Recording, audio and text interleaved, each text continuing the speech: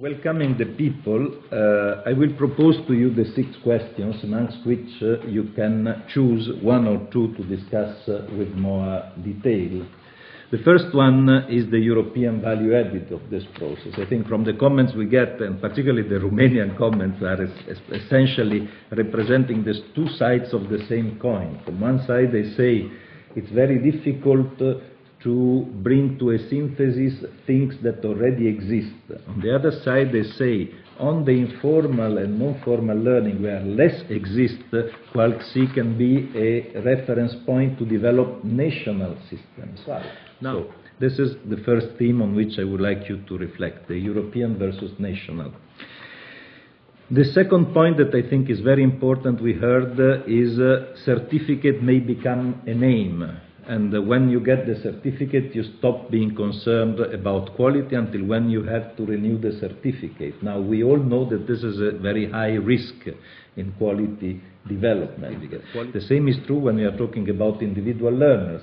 The degree, the certificate may become a name in itself. So you are studying, you are learning to get the certificate and full stop. You are not really getting interested in learning more because you learn what you need for that level. Is this a risk in anything we can propose? The third point is about the international peer reviewing. In a couple of interventions it was said international peer reviewing may be more interesting than local peer reviewing. First of all, because there is less competition. In part, we have already discussed the issue. But also because an international perspective may enrich my way of looking into quality. The fourth issue is bottom-up versus top-down. I think we all agree, whatever is our nuance of opinion, that top-down alone is not good, and the European system to be imposed would be a catastrophe. On the other side, I think we are also aware that in some member countries the top-down is at national level, and it's quite an imposition on the level. So we must be careful not to confuse bottom-up with member state-based. If we really need to understand the point of quality as negotiation involving all stakeholders as a philosophical grounding for the work on quality of adult learning, even more than informal education.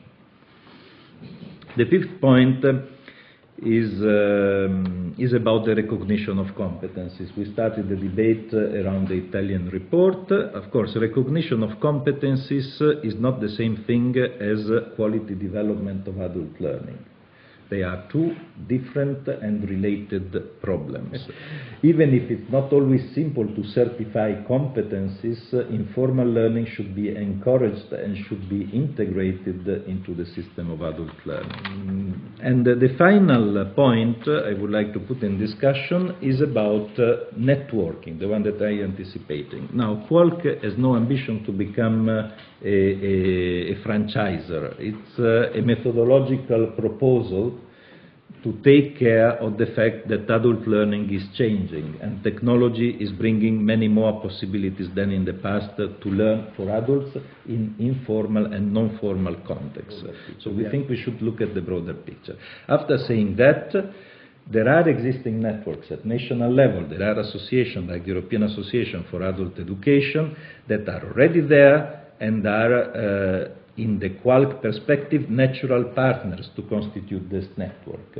But we would like to ask them and other interlocutors, how do they see this articulation and how do they see this possible cooperation?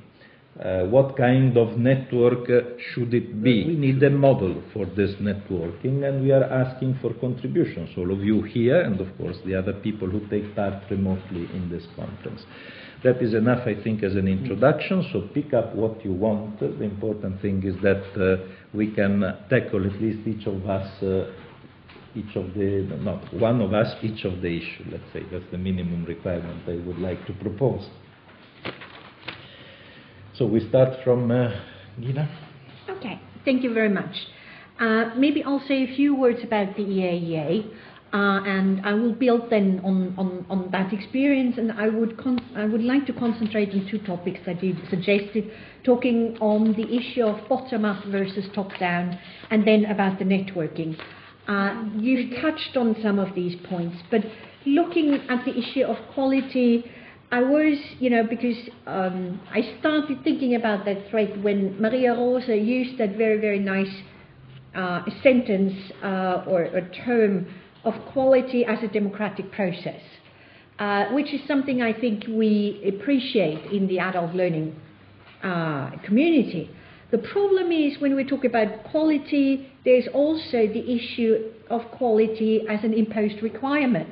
At the top-down approach, where, let's say, the government or whoever, contracts out trainings or learning, set certain requirements, and that is, to a certain extent, also okay. There can be important social issues. I mean, I think our colleague from the trade unions will agree that if there are requirements about working conditions for trainers, for tutors, for teachers, for staff, and so on, these are all very good things. On the other hand, we know exactly that in many ways it is the adult learning centres, the providers, who have a different understanding of quality and would like to propose that.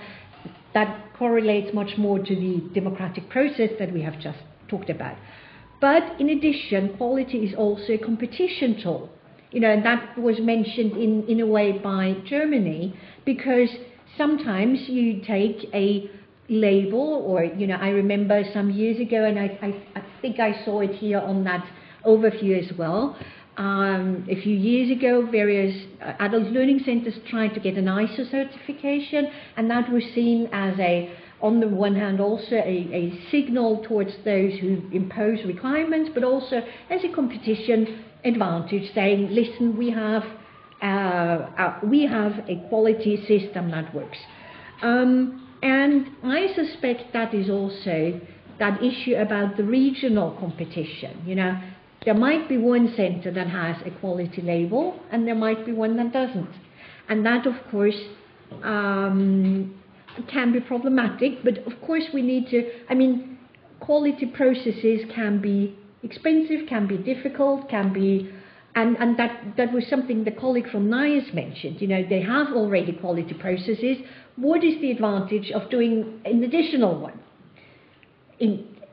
Of course, in contrast to countries where there's nothing. So I think when we talk about, and then of course a fourth issue, but I think that sort of fits into those, is quality as a policy strategy. We know in the action plan, the European Commission's action plan, quality, the improvement of quality in the adult learning sector is one of the main challenges.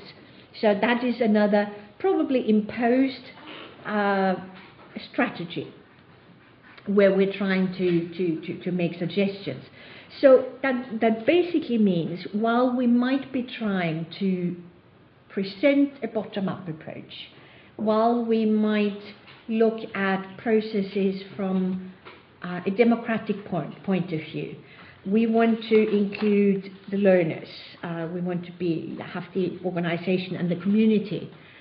But what will it be used for? And what's the intention? And I think for many adult learning centers, that's not that easy a decision. I'll leave that here for the time being, and I'll come back later. Concerning the networking, and I do see, that might have to do that my background is Austrian, but I do see the German point of view, that on the regional level you might have competition, and that competition might be fought with quality and quality labels and quality processes, and that might make it more difficult to work with. From our experience, it is also sometimes easier to work on a European level, because the contexts are sort of left behind in the member states or in the region and so on.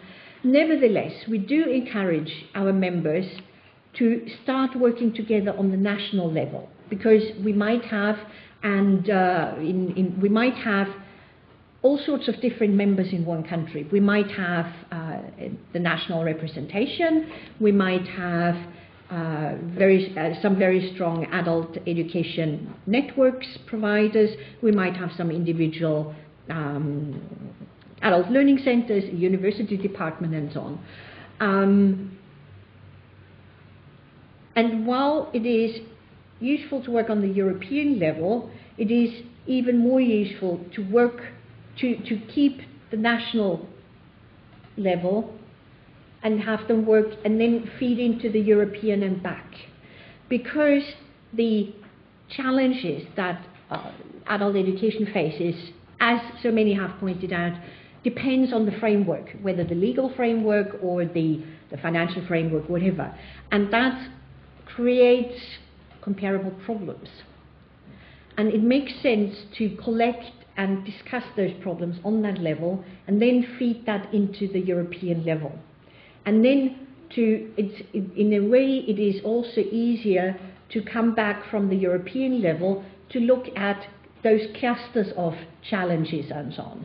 I mean, we all know that the situation of adult learning in the Nordic countries is a very different one from, let's say, Eastern Europe. And they all demand different responses. So our experience is to encourage cooperation and exchange on the national level, and then working together to relate to the European level. But there are different ways. I mean, we've had also thematic groups working together, that you have groups working on various topics, exchanging them, but we always also come back to a regional approach, where there is the idea we have certain regional challenges, we have certain regional approaches, frameworks, conditions, and it's easier if we work together on those and then refer to the European level. So we've worked with both, but the regional always comes up. So my suggestion in that is to look at the regional level as a very strong one to feed back to a European network or corporation. One Twitterer has said that Qualc has a special role for small providers which are only ever inspected as part of a larger inspection and do not have their own grade. I can link that to the certification of to having Qualc as a certification at that. Just your second point, what you mentioned, whether the certificate becomes a name. Yes, exactly. I can link it to that, and I can also link it to the part of the recognizing of competence, what also Maria Rosa in Italy also mentioned. What I want to do, because I believe that especially the small ALCs, they have the tendency that learning that they provide, because they don't have, because they're not really controlled, you don't have the assurance that the learning that they provide can deliver the competencies that you're looking for. That's one. And I believe that therefore they have to be certified. That's at least that's my belief, and I believe that Qualc in that sense can play a very important role. Going back to what you said in the second point, that we have to take care that it doesn't become just a name, that a certificate becomes meaningless after a while. I say that we're there to guide it, so we don't have to fall asleep on the job. We can as long as we keep constant, we are actively constantly at work with it. It doesn't have to be that way. One Twitter mentioned it would be excellent to make links across Europe to develop social accounting methods together as a part of our quality development. I don't know exactly how this person meant it, but what I read into it is using, for instance, social media tools like Twitter, like what we're doing right now, Second Life, all of this in also creating a sort of new quality in learning, and using this can also stress on the point of being social, and can also help you, how you say, level out the edges of being each other's competitors, because social media has a sort of an effect on people that use it. You start sharing knowledge. Once you start doing it, it's a free world. I'm not trying to be too much idealistic here, but it has a certain effect. And what appealed to me most in this tweet was the social accounting method. Because what James mentioned as a second statement, he was saying that Second Life would be great for making learning more on an individual basis, and that will also guarantee equality. I don't agree with that, because as what you said, I also have a background in e-learning as an instructional designer, as a course developer. E-learning is all about creating courses that are individually based, and that doesn't guarantee equality.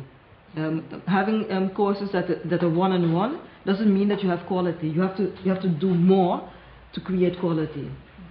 I think I read a message that was saying essentially bad quality e-learning has spoiled the reputation of e-learning as such. I think, in fact, many people are now changing the name e-learning because it's associated with the first generation transmissive, content-based e-learning. Well, what we are talking here for adult learning is much more social e-learning. That means using technology to connect and exchange experience with other people in a framework that allows dialogue and joint production of content, experiential content.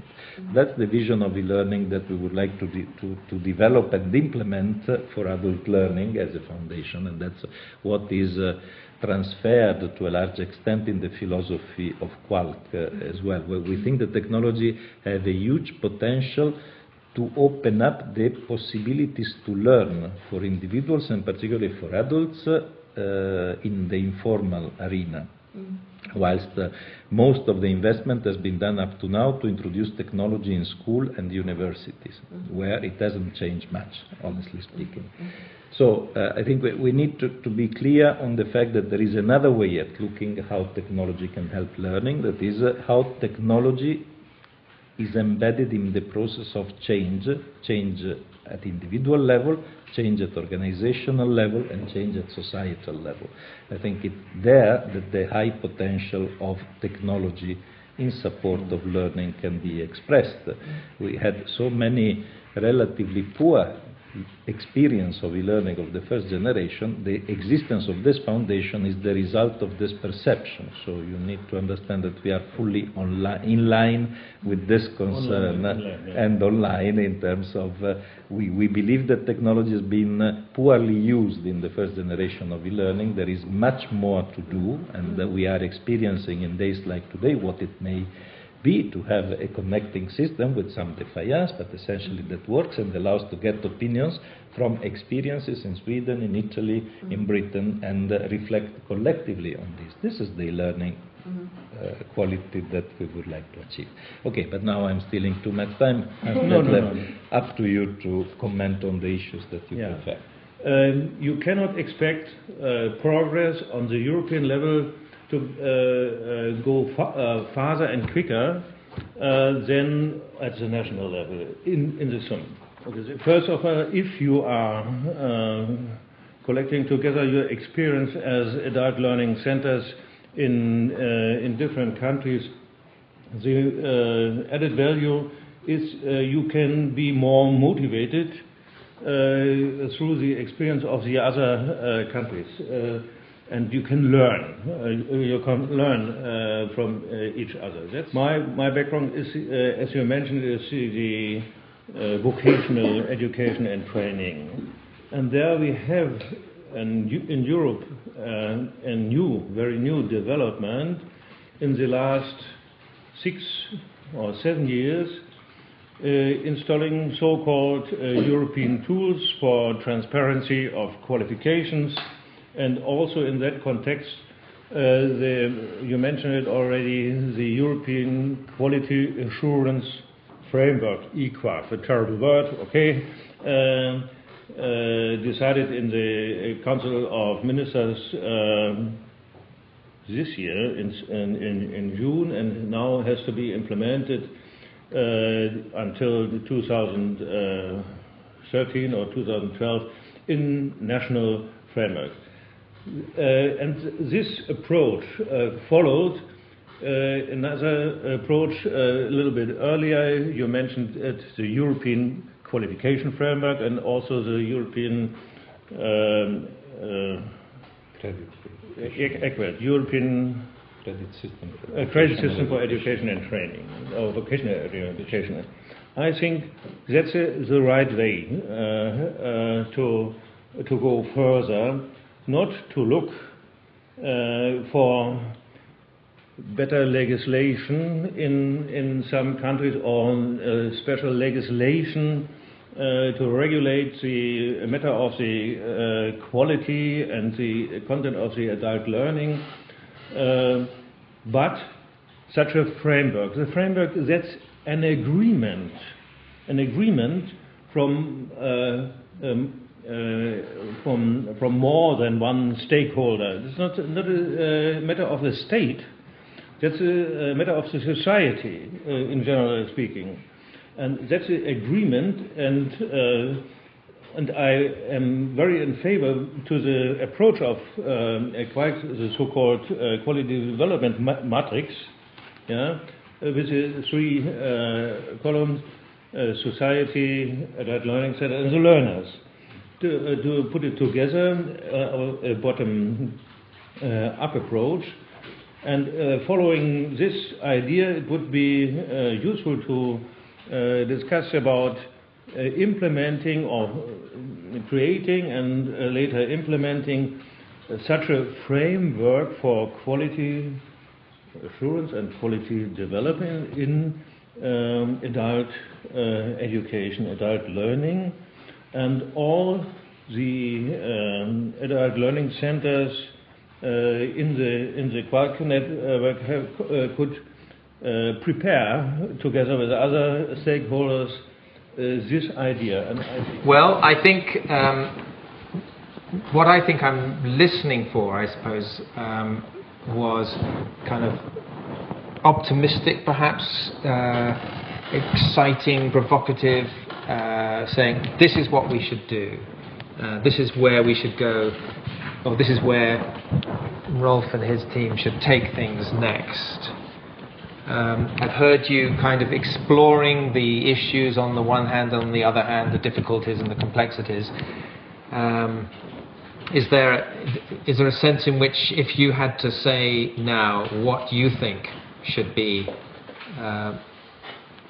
taken out of today, what steps should go forward? Do you have any of you have an answer to that kind of question? I would say what I would like to get out of this day is essentially what I got is a certain level of approval and consensus on the quality development and quality assurance combined, but quality development with capital letters approach that Qualc is proposing. It seems that the approach is coherent with the world of adult education, is able to grasp the big area of informal learning without imposing an inspection structure, but allowing a democratic, negotiated process in order to set the process is more than the certificate, so more accent on the process than on the label. The label may be useful, but it has also some counterproductive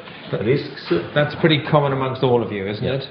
That this is really about development of the quality, not just about getting recognition for quality that already exists. Avoiding labelization, I would say. The label in itself is not a bad thing, but if this is the keyword, we denaturate the process. The process is the keyword. The label is a consequence of a running process, and a label as such should be connected to a running process, not to a point of achievement of a certain standard. Do you like to add to that, Jeannie? Just that point? No, I agree. I mean, it's the that comes back to the point of certificate. Do we stop at one point and then put the label on? Yes, of course it's possible, but that is that I think that's not the intention. That's not the bottom-up approach. The bottom-up approach needs to continue, and also, I think you mentioned the ability of dealing with change, of the technology and so on, and that is something, you know, that is something that should feed into that. Because if you stop, or if you provide a certificate at a certain time and place, you miss all the developments that come afterwards. I would still like to combine that a bit with the shift that we currently see in European-led discussions from learning processes to learning outcomes. Also with informal and non-formal learning. If we look at quality processes and quality outcomes, how do we combine them? How do we work with them? How do we combine them with learning outcomes? I mean, it's not that easy. You know, we're looking at outcomes on the one hand, we're looking at processes on the other hand. But I think there is, at the end of the thought process, there might be some very useful, how do you call it, overlaps. I have a certain feeling that why, as far as learning is concerned, we are rightly moving from certifying learning process to certifying learning outcomes. That is what really matters, and gives a room to informal or atypical ways of learning. In the case of quality, we are doing the opposite. We are moving from focusing on the quality outcome, the label, to the quality process as the core of the quality discourse. The core of the quality discourse is to be constantly concerned about improvement, to be able to embed change into a quality process and not to close the qualities. If we are looking, for example, at quality assurance in higher education, the recent report from the European University Association is about risk. Quality systems being able to take the risk of embedding new elements and not to close quality assurance in the higher education system to the usual parameters. And I think that is an interesting reflection stimulated by your observation. And that's why mixing up certification of qualification with certification of quality is a risky thing, because the two things are moving in opposite direction, and there is a risk of high confusion if we bring them in the same direction. But I think there are additional aspects to that, because there are many things in adult learning, and especially in non-formal learning, there are various aspects that we like to underline, like, for example, in the learning process, and so we're going back to the process, people meeting other people, you know, that whole social issue of learning, and I think you will come into that.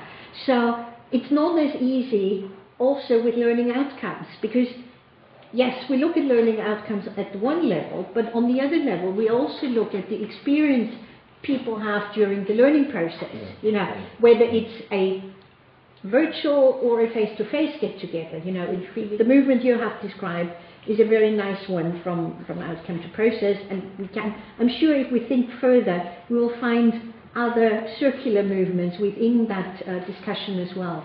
We need also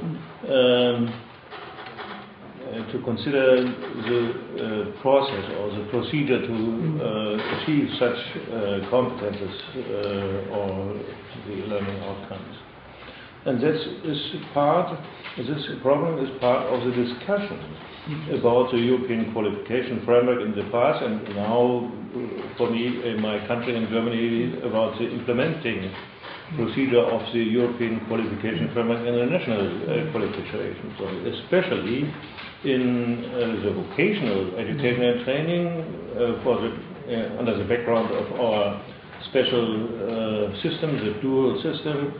There is a big effort to include the idea of the quality of the process, of the learning process at the factory or workshop level, to include that in the description of the levels of qualification for competences. That's not it's not useful to discuss it contradictorily. Only the outcomes or the certificates on the one side, or only the process on the other side. We need in both criteria. They make it comparable from one country to another, from one context to another, and therefore we need also a framework for the process of quality development. It makes sense to go further in that direction. The bottom-up thing seemed to be interesting to me. How can this be bottom-up, really? How can it be self-assessment? How can you build that involvement from the bottom up? Essentially, in Quark, what we did was to elaborate some criteria to bring them to a number, some 20 centers in different countries with different culture, with different institutional systems, and ask them, what do you think of this? Can you find it useful? And it was quite an open approach, in the sense that, of course, it was thought by someone at European level, but it was brought for validation at the very grassroots level. And so we had to change 4 or 5 times, not so much the criteria, but the way to present the criteria and the tools to present the criteria. So the process has not been so linear.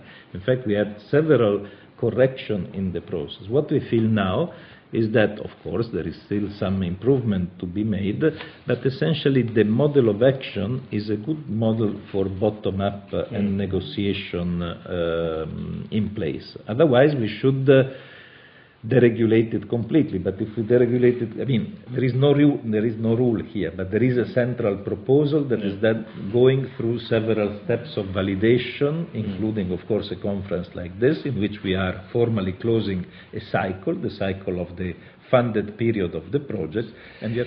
So we try to implement the philosophy of bottom-up, and we are scared more than by the European Union, that is so constrained by the member countries that never imposes anything but just proposes and then tries to get negotiation.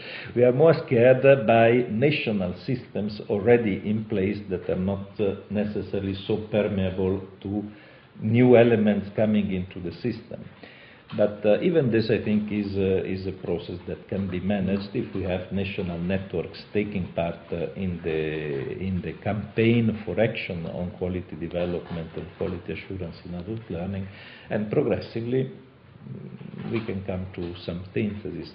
Please keep in mind that the criteria that we are proposing are rather broad criteria, and so that they can be personalized and adapted to existing schemes. What is important is not the detail, but the philosophy of quality development seen from at least these 3 stakeholders' point of view: the learners, the workers, the organization, that is the classic, but is not always the case. I mean, systems are done in order to certify organization, but are not thought by these organizations, are thought by a government authority who is giving rules for the organizations to be recognized.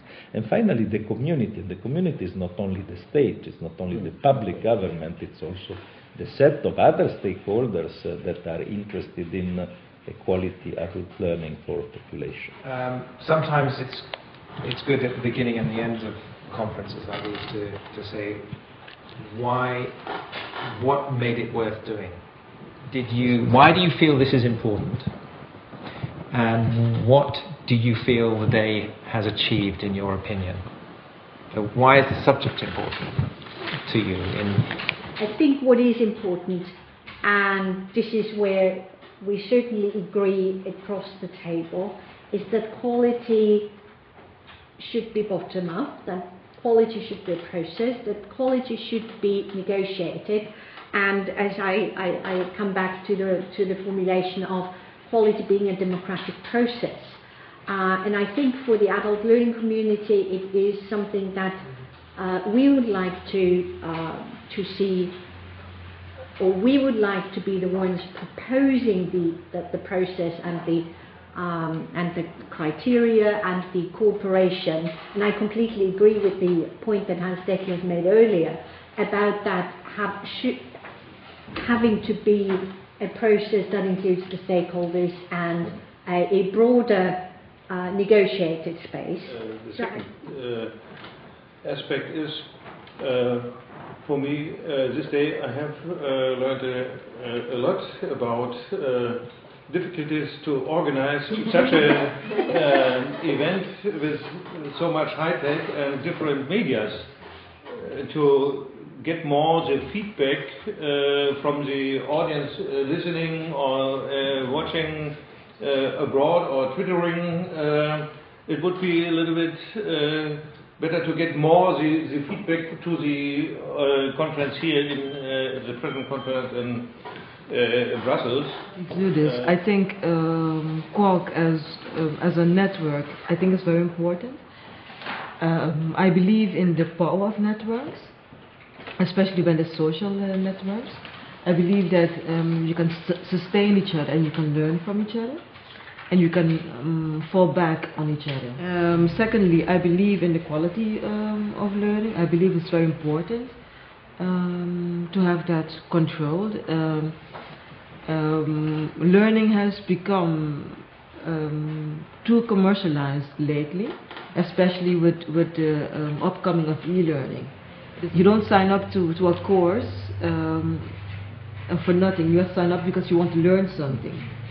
And I find that once you're certain that a course is certified, you're also guaranteed of a certain quality.